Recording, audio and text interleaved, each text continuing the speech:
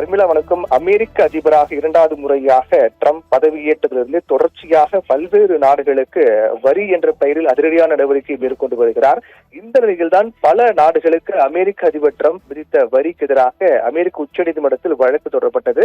அந்த வழக்கு 9 நீதிபதிகள் கொண்ட அமர்வு முன்பாக விசாரணைக்கு வந்து அதில் பரபரப்பான தீர்ப்பு ஒன்று கொடுக்கப்பட்டிருக்கிறது. அதில் அதிகபட்சமாக 6 நீதிபதிகள் ஒரே மாதிரியாக தீர்ப்பு வழங்கியிருக்கிறார்கள். அதில் அமெரிக்க அதிபராக ட்ரம்புக்கு வரி விதிப்பது தொடர்பாக அதிகாரம் இல்லை என்றும், வரி விதிப்பதற்கு நாடாளுமன்றத்துக்கே அதிகாரம் உள்ளது என்று அமெரிக்க அரசியல் சாசனம் தெளிவாக குறிப்பிட்டிருக்கிறது. அதன் காரணமாக அமெரிக்க அதிபர் விதித்த அனைத்து வரிகளையும் ரத்து செய்வதாக அமெரிக்க உச்சநீதிமன்றம் அதிரடியாக தீர்ப்பு வழங்கியது. இதில் பெரும்பான்மையான 6 நீதிபதிகள் வழங்கிய தீர்ப்பின் அடிப்படையில் அமெரிக்க அதிபருக்கு மிகப்பெரிய ஒரு பின்னடைவாக இது பார்க்கப்பட்டது.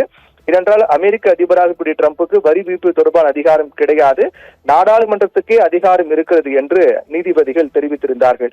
இந்த நிலையில்தான் அவசர காலங்களில் இறக்குமதியை ஒழுங்குபடுத்த அதிபருக்கு அனுமதி அளிக்கும் வகையில் 1977ஆம் ஆண்டு சட்டத்தை சுட்டிக்காட்டி ட்ரம்ப் நிர்வாகம் உச்சநீதிமன்றத்தில் வாதிட்டார்கள்.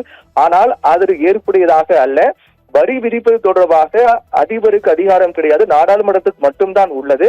மற்ற அதிபர்கள், இதற்கு முன்பாக இருந்த அனைத்து அதிபர்கள் இந்த சட்டத்தை, அவசர கால சட்டத்தை பயன்படுத்தி இருக்கிறார்கள், வீட்டு அதிகாரத்தை பயன்படுத்தி இருக்கிறார்கள். ஆனால் அந்த அதிகாரம் முழுக்க முழுக்க பொருளாதார தடைக்காக மட்டுமே பயன்படுத்தினார்கள் என்று குறிப்பிடப்பட்டு இந்த தீர்ப்பு என்பது வெளியான உடனடியாக அமெரிக்க அதிபர் இந்த தீர்ப்பு தொடர்பாக வெள்ளை மாளிகை செய்தியாளர் சந்தித்தார். அந்த சந்திப்பின் போது அவர் தெரிவித்த கருத்து, அவர் மேற்கொண்ட நடவடிக்கை தான் மிக முக்கிய பேச்சு பொருளாக மாறி இருக்கின்றது.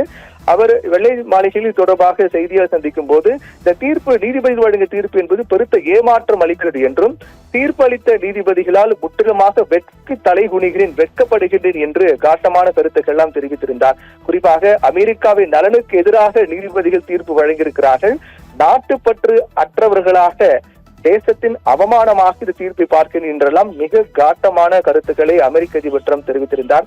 இந்த தீர்ப்பை ஏற்க மறுத்த அமெரிக்க அதிபர் ட்ரம்ப் இது முழுக்க முழுக்க அதிபருக்கு அதிகாரம் உள்ளது, அதை நான் பயன்படுத்தும் என்றெல்லாம் தொடர்ந்து அவர் தெரிவித்தார். அதிலும் குறிப்பாக அனைத்து வரிகளும், அனைத்து வரி விதிப்புகளும் தொடரும், அதில் எந்த மாற்று கருத்தும் கிடையாது, நீதிமன்ற தீர்ப்பு அதை கட்டுப்படுத்தாது, நான் விதித்த அனைத்து வரி விதிப்புகளும் தொடரும் என்று அவர் உறுதியாக தெரிவித்தார். குறிப்பாக எல்லா வரி விதிப்புகளுக்கும் பொதுவாக இது போன்ற கூடுதல் வரியாக இதுவரை இல்லாத வகையில் நீதிமன்ற தீர்ப்பு வழங்கிய பிறகும் கூட அடங்காத ட்ரம்ப் கூடுதல் வரியாக 10 விழுக்காடு வரியை அனைத்து நாடுகளுக்கும் விதிக்கின்றேன் என்று அறிவித்ததுதான் மிக முக்கியமான ஒன்றாக பார்க்கப்படுகிறது. அந்த வரி அறிவித்தது மட்டும் கிடையாது, அது தொடர்பான அவர் கையெழுத்தும், அது தொடர்பான பிரகடனத்தையும் கையெழுத்தும் இருக்கிறார்.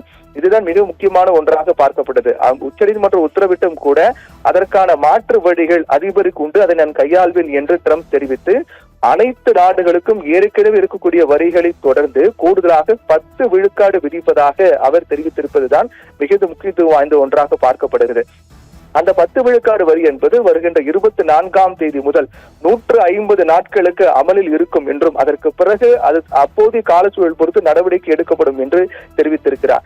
இந்த நிலையில் தான் தற்போது எழக்கூடிய மிக முக்கியமான கேள்வி என்னவென்றால், ஏற்கனவே இந்தியாவுக்கு விதிக்கப்பட்ட 50 விழுக்காடு வரி குறைக்கப்பட்டு 18 விழுக்காடாக இருக்கும் என்று அறிவிக்கப்பட்ட தொடர்பான ஒப்பந்தத்தில் கையெழுத்து நடவடிக்கை மேற்கொள்ளப்பட்டு வருகின்ற சூழ்நிலையில் இந்த 10 விழுக்காடு கூடுதல் வரி என்பது இந்தியாவுக்கு பொருந்துமா என்ற கேள்விதான் பிரதானமாக எழுகிறது. இது தொடர்பாக வெள்ளை மாளிகை விளக்கம் கொடுத்திருக்கிறார்கள். இந்த 10 விழுக்காடு வரி, கூடுதல் வரி என்பது இந்தியா உள்பட அனைத்து நாடுகளுக்கும் பொருந்தும். ஏற்கனவே இந்தியாவுடன் மேற்கொண்ட அந்த பேச்சுவார்த்தையின் பலனாக வரி விதிப்பு குறைக்கப்பட்டிருக்கிறது, 18 விழுக்காடாக கொண்டு வரப்பட்டிருக்கிறது. அது எந்த மாற்றமும் இல்லை, நீதிமன்றம் தீர்ப்பு அது எந்த வகையிலும் கட்டுப்படுத்தாது, 18 விழுக்காடு என்பது தொடரும் இருக்கும். அதே போன்று கூடுதலாக நான் விதித்த 10 விழுக்காடும் சேர்த்து 28 விழுக்காடாக இந்தியாவுக்கான வரி என்பது இருக்கும் என்று தெரிவித்திருக்கிறார்.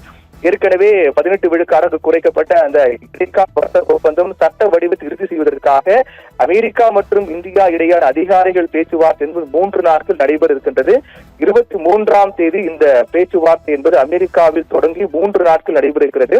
அதற்கு பிறகு மார்ச் மாதம் கையெழுத்தாகி ஏப்ரல் மாதம் முதல் நடைமுறைக்கு வரும் என்று ஏற்கனவே அமைச்சர் பியூஷ் கோயல் தெரிவித்திருந்தார்.